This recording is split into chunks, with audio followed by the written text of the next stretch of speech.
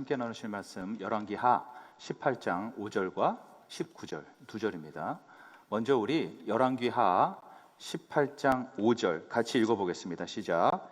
히스기야가 이스라엘 하나님 여호와를 의지하였는데 그의 전후 유다 여러 왕 중에 그러한 자가 없었으니. 이어서 19절 읽어보도록 하겠습니다. 시작. 랍사게가 그들에게 이르되 너희는 히스기야에게 말하라.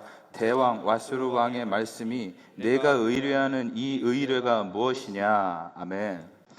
열왕기하 18장에 마침내 다윗 이후로 아주 훌륭한 평가를 받는 왕이 등장합니다. 히스기야 왕이에요. 조금 전에 읽으셨죠? 3절에 보시면은 그의 조상 다윗의 모든 행위와 같이 여호와께서 보시기에 정직했다, 이렇게 얘기합니다. 또 좀 전에 보셨죠? 이스라엘 하나님 여호와를 의지하였는데 그 앞과 뒤에 유다 왕 중에 그럴 만한 사람이 없었다, 이렇게 얘기해요. 여러분, 그를 위대한 왕으로 만들어준 것은 안정적인 국가 운영의 행정력도 아니었고, 또 국가 경제 발전을 이루는 어떤 추진력도 아니었고, 또 그 국제 패권 사회 가운데 국가의 이익과 안전을 도모하는 어떤 외교력도 아니었습니다. 여러분 생각해 보세요. 국가를 운영하는 리더가 있어요. 근데 이제 이 리더한테 물어보는 거죠. 앞으로 이 나라를 어떻게 운영하실 건가요? 그랬더니 저는요, 하나님만 의지할 겁니다. 하나님만 신뢰할 겁니다. 여러분, 이런 리더에게 여러분은 어떤 평가를 내리시겠습니까? 위대하다는 평가를 내리실 수 있겠습니까? 히스기야가 진짜 위대한가? 여러분 의문을 가지실지도 모르겠는데 히스기야의 위대함을 제대로 간파한 사람이 등장합니다. 그리고 그 위대함을 허물고자 하는 인물이 등장하는 게 오늘 그 18장에서 등장하는 랍사게입니다. 우리 19절 좀 전에 봤는데 잠깐 다시 한번 보시죠. 랍사게가 그들에게 이르되 너희는 히스기야에게 말하라. 대왕 아수르의 왕의 말씀이 내가 의뢰하는 이 의뢰가 무엇이냐, 이렇게 해가고 있어요. 먼저 랍사게를 잠깐 얘기 드릴게요. 당시에 아수르 그 중동 지역의 패권을 쥐고 있던 나라가 먼저 북이스라엘을 점령했어요. 그리고 그 기세가 등등하여 이제 남유다까지 쳐들어오는 겁니다. 그리고 예루살렘에 진격하면서 이 히스기야 왕의 항복을 받아내려고 하는 거예요. 그런데 이 랍사게가 이와 같은 아수르의 으뜸가는 장군이라고 얘기할 수 있겠어요. 이 아수르가 또 그 랍사게가 예루살렘을 압박하면서 히스기야에게 항복을 받아내려고 하는데 왜 이 랍사게는 히스기야가 의뢰하는 것이 뭔지를 제일 먼저 지금 건드리고 있나요? 왜냐? 그것만 건드리면 게임이 끝난다는 것을 이 사람이 알았기 때문에 그렇습니다. 어쩌면 랍사게는 인간이 무엇 때문에 위대해지고 인간이 무엇 때문에 초라해지고 만만해지는지를 제대로 알고 있는 사람이었을지도 모르겠어요.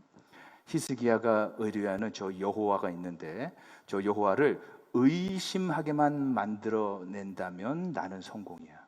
저 히스기야가 여호와를 의뢰하고 있는데 여호와를 못 믿을 존재로 내가 만들어버리면 게임은 끝나는 거지. 자, 요 계산이 바로 랍사게에게 섰다는 겁니다. 18장 내내 보시면은 이 랍사게가 히스기야의 이와 같은 기반을 무너뜨리기 위한 시도를 계속해요. 그런데 그럼에도 히스기야는 여전히 위대한 왕으로서 평가를 받습니다. 곧 그 랍사게의 도발에 안 넘어갔다는 얘기예요. 자, 그래서 오늘 본문을 이와 같은 각도로 한번 보고자 합니다. 랍사게가 과연 어떤 방법으로 하나님을 의뢰할 만한 분이 아니다로 소개를 하고 있는지 이걸 한번 보겠어요. 그리고 이에 대한 랍사게의 그 도발에 대한 히스기야의 반응은 무엇인지를 보겠습니다. 이걸 보면은 우리가 왜 하나님을 의지하는 것, 하나님을 신뢰하는 것이 그렇게 어려운지 알 수 있을 것이고, 또 여기에 대해서 우리는 뭘 어떻게 해야 되는지도 배울 수 있다고 생각이 듭니다. 먼저 랍사게가 뭘 하느냐? 하나님을 의심하게 만든 겁니다. 의뢰라는 게 딴 게 아니고 의지와 신뢰겠죠. 그리고 의지하는 것은 능력이 있는 사람에게 내가 기대는 건데 기댈 만한 능력이 없다라고, 무능하다라고 의심을 던지는 겁니다. 그런데 여기 굉장히 하나님의 능력이 드러나는 재밌는 사건이 있어요. 우리 25절을 보시면 이렇게 나와 있어요. 랍사게가 하는 얘기입니다. 내가 어찌 여호와의 뜻이 아니고는 이제 이곳을 멸하러 올려왔겠느냐. 나 여호와께서 전에 내게 이르시기를 이 땅으로 올라와서 쳐서 멸하라 하셨느니라 하는지라. 자, 지금 랍사게가 이런 교란 작전을 하는 거죠. 심리전을 펼치는 겁니다. 근데 요 얘기를 하는 데가 어디냐면 17절에 나와 있어요. 윗모 수도 곁 곧 세탁자 밭에 있는 큰 길이라고 돼 있어요. 고고학자들 연구에 따르면은 어떤 그 군대가 성을 점령하려고 할 때 먼저 그 성으로 흘러 들어가는 물길을 접수한다고 합니다. 자, 그 성읍에 사는 사람들의 말 그대로 목마름을 내 손에 쥐는 거죠. 그리고 물길을 잡았으므로 전세가 이쪽으로 많이 기울었다. 또 그 성읍에 살고 있는 사람들한테 큰 위압감을 줄 수 있는 그런 역할이 되는 거였어요. 그렇기 때문에 지금 랍사게가 하는 말은 이겁니다. 너희들 하나님이 전능의 여호와라며 유일한 하나님이라면서 그런데 어떻게 이런 일이 생기는 거야? 만일 너희들의 말대로 너희 여호와가 절대적인 그 하나님이라면 그런데 내가 지금 너희를 공격하러 왔다는 것은 그 하나님이 지금 내 편이라는 거 아니겠어? 자, 그러므로 너희들은 지금 나한테 뭘 해야 되느냐? 항복이야. 이걸 얘기하고 있는 겁니다. 그런데 여러분 이거 아십니까?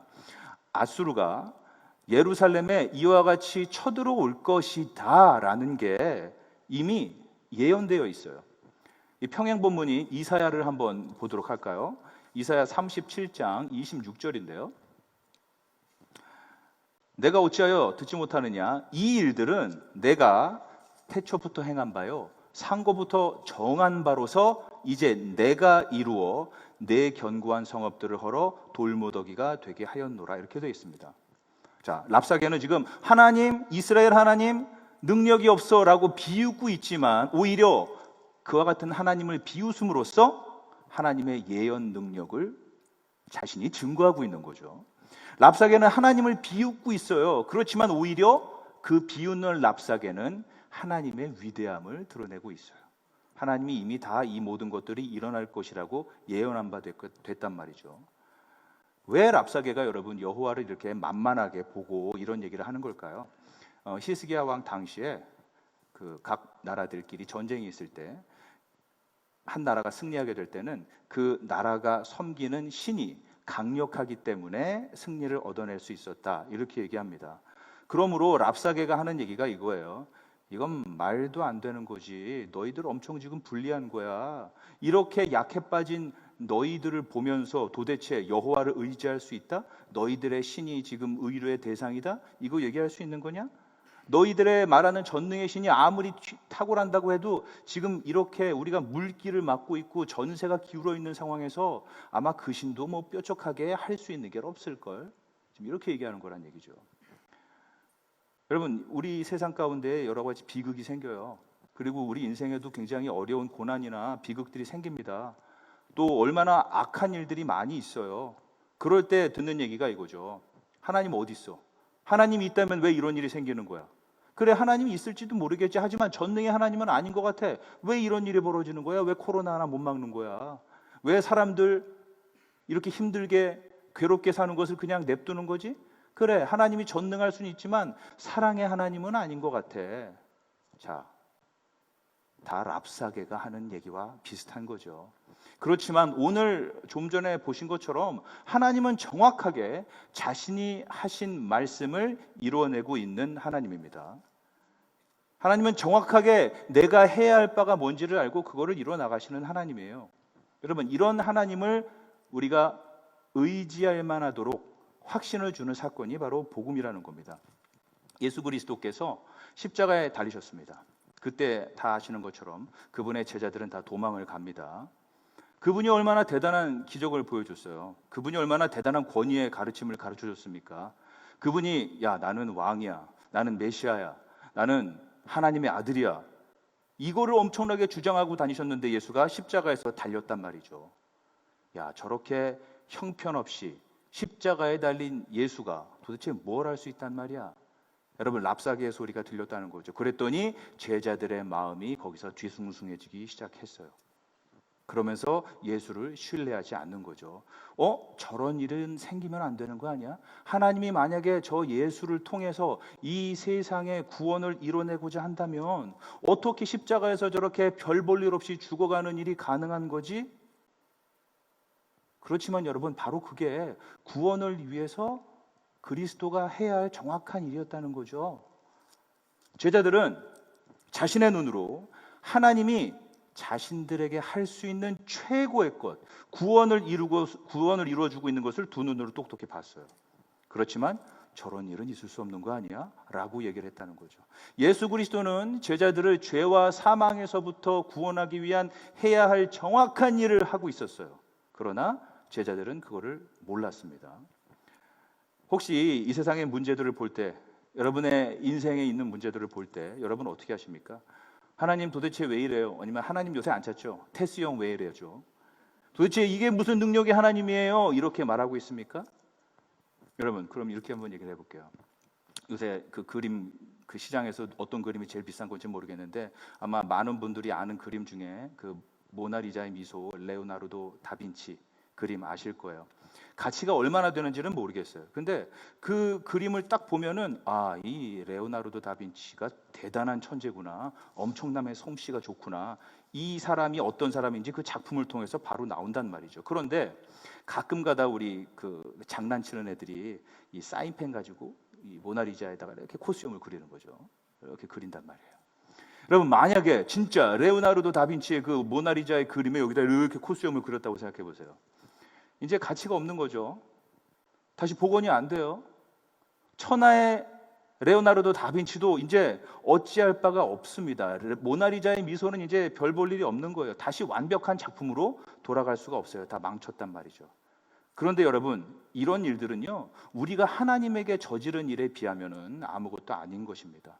우리가 어느 정도로 하나님을 망쳐놨나요? 그냥 그림에다가 잘못된 붓질 몇 번 칠한 수준으로 망쳐놓은 게 아니죠. 우리는 하나님을 죽일 만큼 하나님을 망쳐놨어요. 여러분, 인간이 얼마나 악합니까? 하나님을 못 알아보고 죽일 만큼 인간이 악하고 엄청난 실수를 저질렀단 말이죠. 아마 이 인류 역사에서 예수를 죽인 것만큼 그 이상 악한 일을 찾기는 어려울 거예요. 그렇지만 하나님은 누구십니까? 인간 역사에서 생길 수 있는 이 가장 악한 것을 통해서 인간 역사에서 있을 수 있는 가장 좋은 것, 우리들의 구원을 만들어내시는 분이 바로 하나님이라는 거죠. 만일 하나님이 이런 모든 사람들이 이해할 수 없었던 말도 안 되는 예수의 고난과 고통, 비극을 통해서 우리들에게 최고의 것을 주실 수 있는 그런 정도의 능력의 하나님이라면, 여러분, 지금 여러분이 겪고 있는 어려움이 무엇이든 그것을 통해서 얼마든지 하나님이 똑같은 일을 벌일 수 있지 않겠습니까?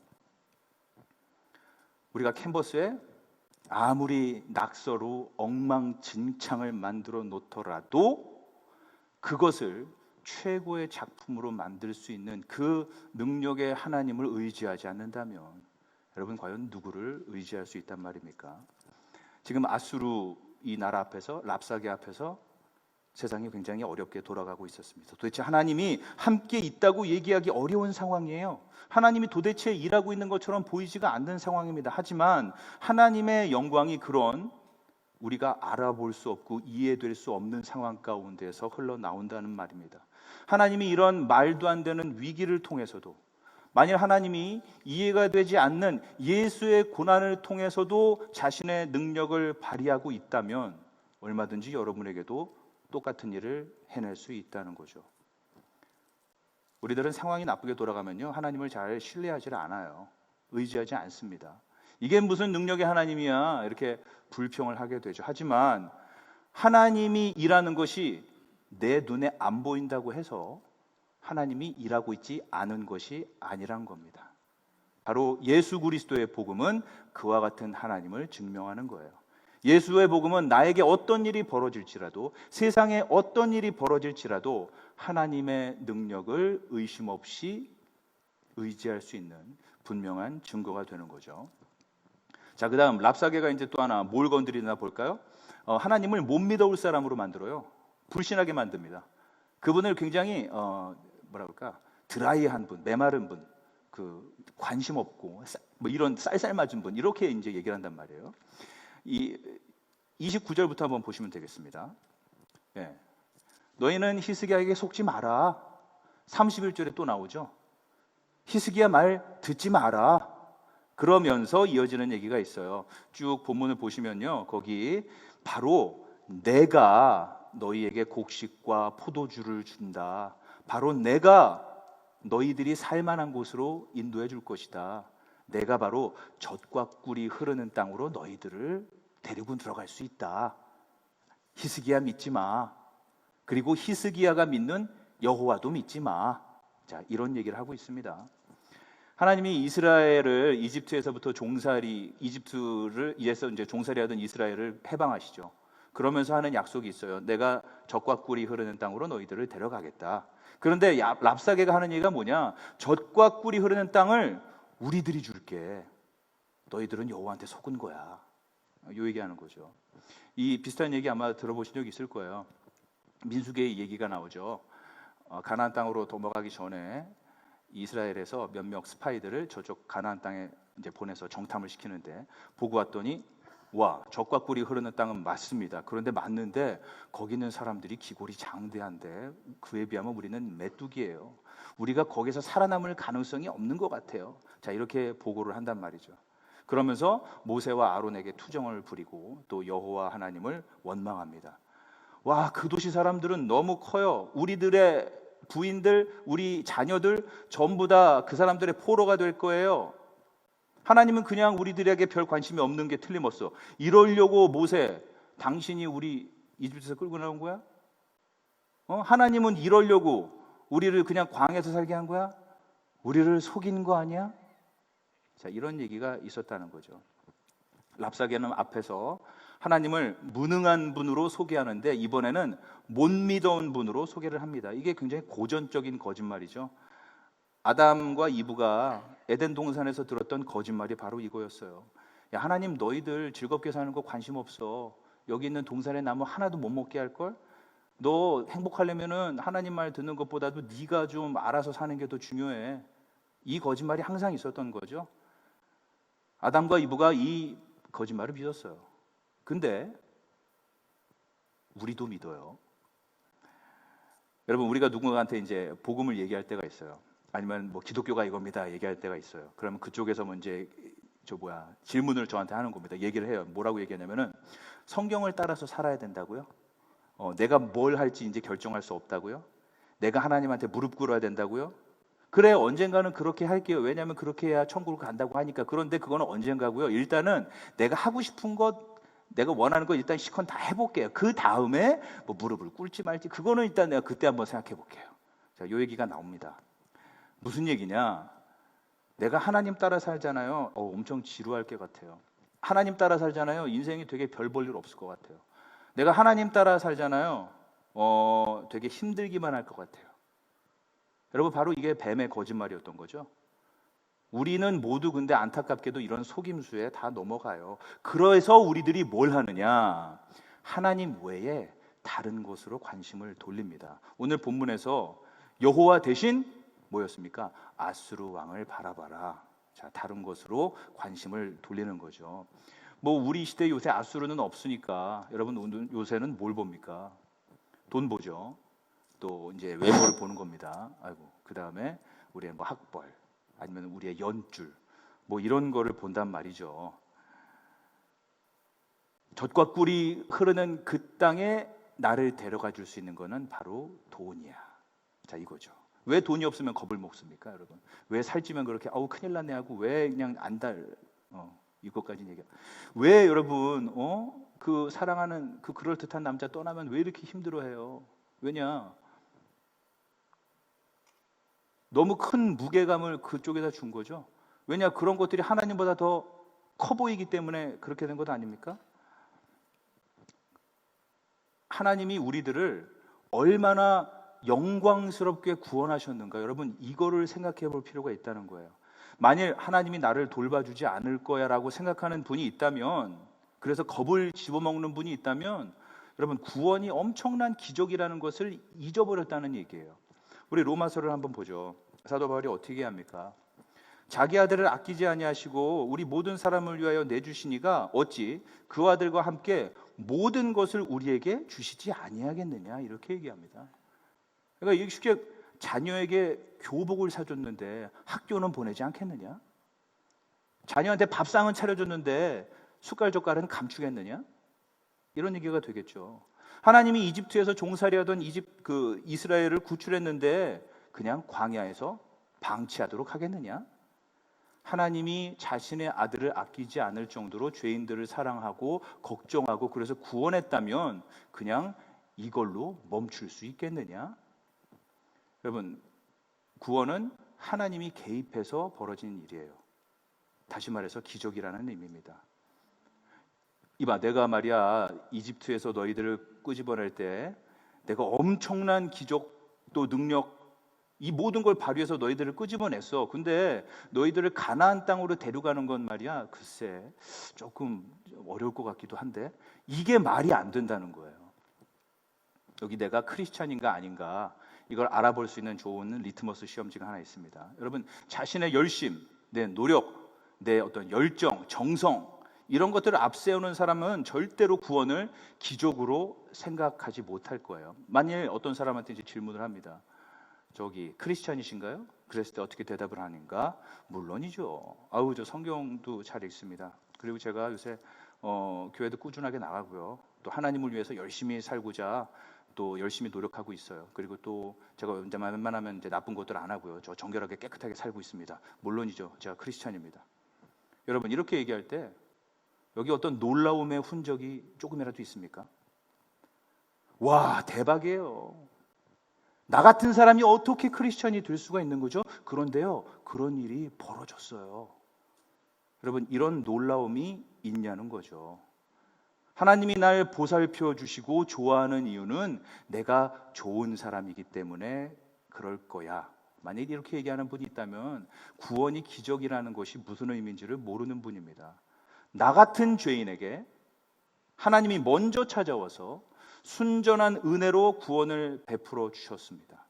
만일 순전히 은혜로 구원을 받았다는 것을 안다면, 그리고 그것이 엄청난 기적인 것이라는 것을 깨달을 수 있다면 이렇게 얘기할 수 있는 거죠. 하나님이 나를 이 순간까지 끌고 오셨다면, 하나님이 나를 위해서 아들까지도 아끼지 않으셨다면 이 이후에 하나님이 나를 안 도와줄 리가 없는 거 아니야?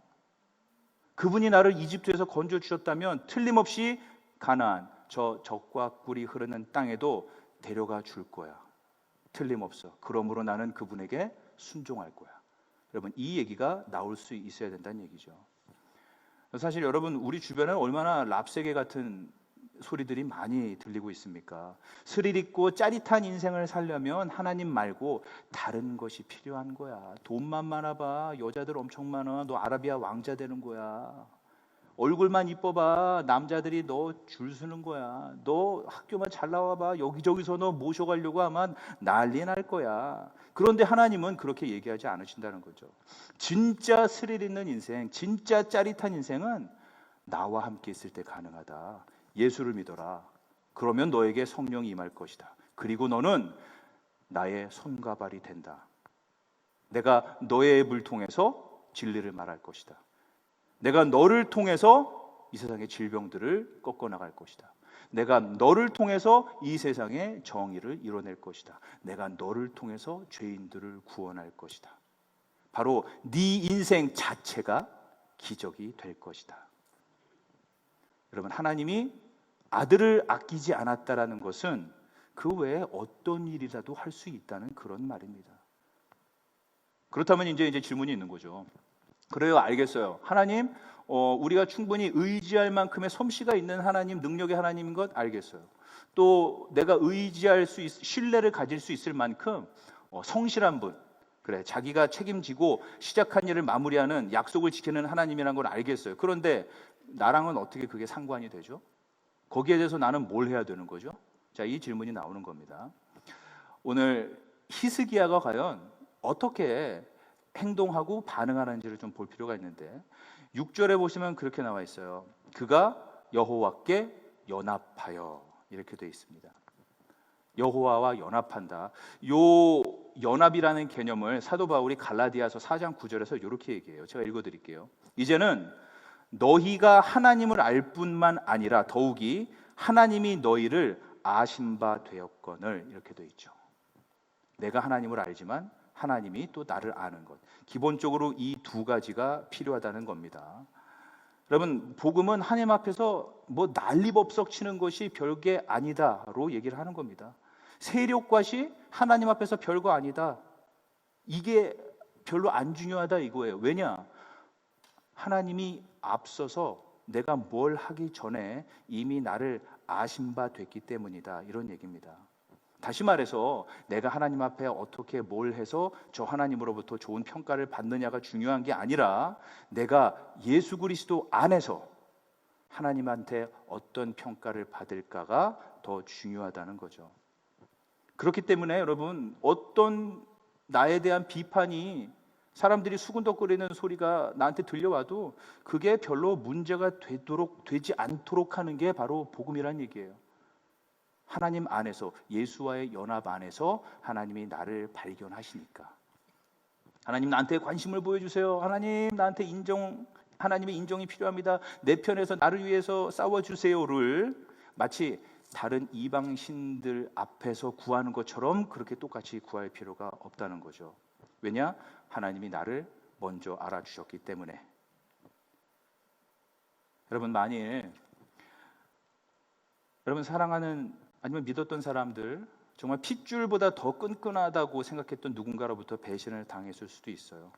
아니면은 여러분 절대 놓칠 수 없는 그 쌈짓돈, 정말 알토란 같이 모았던 그 돈 날려버렸을 수도 있어요. 이 세상에서 내가 은근히 기대고 있던 그 뭔가가 사라졌을 수도 있어요. 그런데 여러분, 그게 어쩌면 하나님이 나를 찾아라, 세상에 흔들리는 기반이 아닌 천국에서 영원하게 누릴 수 있는 진짜 기쁨을 발견하기 위해서 나에게 오라 라는 그 하나님의 부르심일 수도 있다는 거죠. 근데 또 한편으로 아까 말씀드렸듯이 하나님이 나를 알아주시는 것도 필요하지만 내가 하나님을 아는 것도 필요합니다. 자, 하나님을 안다는 것, 제가 이렇게 얘기해 드릴게요. 우리 외국 친구들, 우리 유학생들이나 아니면은 동남아시아, 서남아시아 이 열대 지방에서 온 친구들, 한국 겨울 어떤지 알아? 춥지? 알아요. 한국 12월에 눈 내리는 거 알아? 알아요. 여러분 다 아는 거예요. 아는 건가요? 알죠? 아는 건가요? 정답 써봐. 12월 한국에 눈 내리나요? 네. 정답 맞춰요. 아는 건가요? 경험하는 게 필요한 거죠. 네. 배워서 아는 것이 있지만 여러분, 하나님이 나를 아시고 내가 하나님을 안다로 얘기할 때는 바로 하나님을 경험하는 것이 너무나 필요하다, 이런 얘기입니다. 어떻게 가능합니까? 예수 그리스도의 능력, 그분의 성실이 너무나 아름답고 너무나 매력적인 나머지 다른 어떤 것에는 의뢰할 마음이 안 생길 정도로 여러분 충분한 기도 가운데에서 그분을 경험해야겠어요. 하나님이 왜 자신의 아들을 잃어버렸습니까? 여러분과 교제를 나누기 위해서 그 정도의 희생을 한 분이 바로 하나님이에요. 내가 그분 안에 거할 수 있도록 저 높은 곳에서부터 저 낮은 곳까지 직접 내려오신 분이 예수 그리스도라면 내가 기도 가운데 그분을 구할 때 그분이 나를 안 만나줄 이유가 도대체 뭐란 말입니까? 여러분, 기도 가운데 예수를 만나십시오. 물론 좀 예수님이 기다리게 할 수도 있어요. 또 뭐 여러 가지 일들이 생기도록 할 수도 있어요. 그런데 그것이 무엇이든 결국에는 전부 하나님을 알도록 그 모든 것을 허락한다는 겁니다.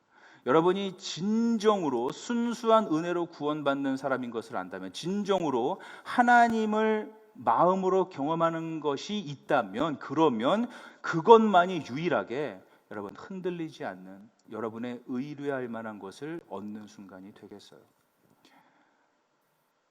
이걸로 오늘 설교를 마칠게요. 중국의 그 내지선교의 그 대부죠. 허드슨 테일러라는 분이 있는데 이분이 항상 자기의 그 메모지에다가 적어서 가지고 다니던 기도문이 있습니다. 이걸 하나 읽어드릴게요. 하나님, 나에게 살아있는 당신, 눈부신 당신을 더 생생하게 보여주셔서 하루하루 당신을 현실로 만나게 해주세요. 눈으로 보이는 어떤 것보다 믿음을 통해서 보는 당신이 더더욱 나와 가깝도록, 더더욱 친근하도록 해주세요. 이거를 매일 허드슨 테일러가 기도를 했어요. 그분은 매일매일 하나님의 임재를 구한 겁니다. 이것만이 내가 당신을 신뢰할 수 있는 유일한 방법입니다. 여러분, 만일 매일매일 기도 가운데 여러분께서 이렇게 하나님을 찾는다면 틀림없이 하나님이 여러분을 만나 주실 것입니다. 하나님은 여러분을 만나기 위해서 여러분 아들까지 놓쳤어요. 여러분, 절대로 하나님은 여러분의 기도에 귀찮아서 마지못해서 응답할 리가 없습니다. 그러므로 여러분, 어거지로 귀찮아서 마지못해 기도의 자리로 나아가는 분들이 안 돼야겠습니다. 예수를 생생하게 만나고 그분을 의지하며 신뢰하여 히스기야와 같이 위대한 평가받는 여러분들 되시기를 예수 그리스도의 이름으로 기도합니다.